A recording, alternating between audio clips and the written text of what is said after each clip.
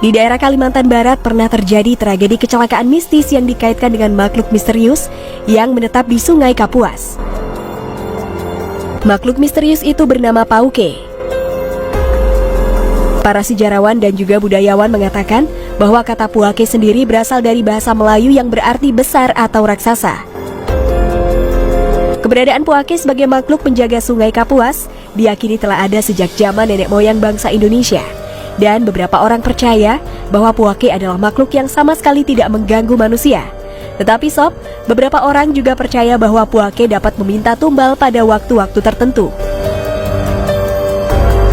Orang-orang yang tinggal di sekitar wilayah Sungai Kalimantan percaya sob, bahwa ada berbagai jenis Puake termasuk Puake buaya putih atau sarasa, Puake tapah dan Puake biukur dalam bentuk kura-kura raksasa.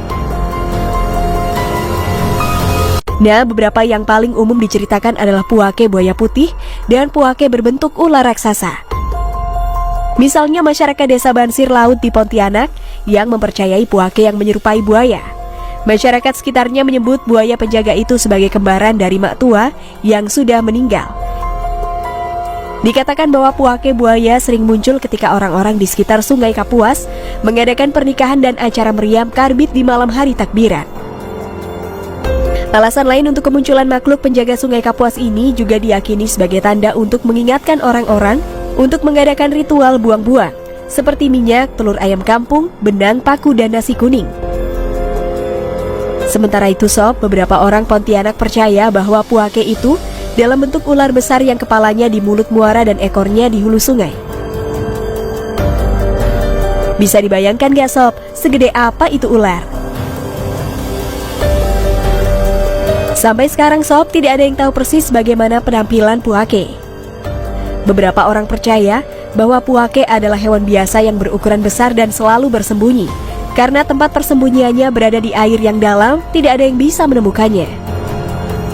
Sementara yang lain mengatakan bahwa Puake adalah hewan besar yang hidup terlalu lama di suatu tempat, sehingga mereka dikendalikan oleh jin atau roh. Karena itu Puake menjadi sejenis siluman dan tidak bisa dilihat dengan mata manusia. Nah sob, ada juga cerita nyata kemunculan makhluk yang diduga Puake di Sungai Kapuas. Kisah ini diceritakan di laman Search the Truth milik warga yang tinggal di sekitar Sungai Kapuas. Kejadian yang dialami terjadi pada tahun 1994, kala itu anak-anak termasuk penulis yang tinggal di Kelurahan Tanjung Kapuas, Kota Sanggau, Kalimantan Barat, sedang bermain di sungai. Permainan populer saat itu adalah menghanyutkan diri dari hulu sungai ke hilir dengan menaiki pelampung dari ban dalam bekas yang besar. Sambil bermain, anak-anak itu terlampau ramai, ada yang salto dan ada juga yang berkata kotor dan saling melempar makian. Tiba-tiba di sungai ada gelombang cukup besar seperti ada speedboat yang lewat. Konon katanya langit menjadi mendung padahal sebelumnya cerah. Gelombang tersebut mendekat dan tiba-tiba mengarah pada anak-anak yang bermain hingga terpelanting ke tepi sungai akibat dorongan gelombang yang kuat. Beberapa orang yang tengah mencuci juga terlempar. Hal ini sungguh ganjil mengingat tidak ada apapun yang lewat.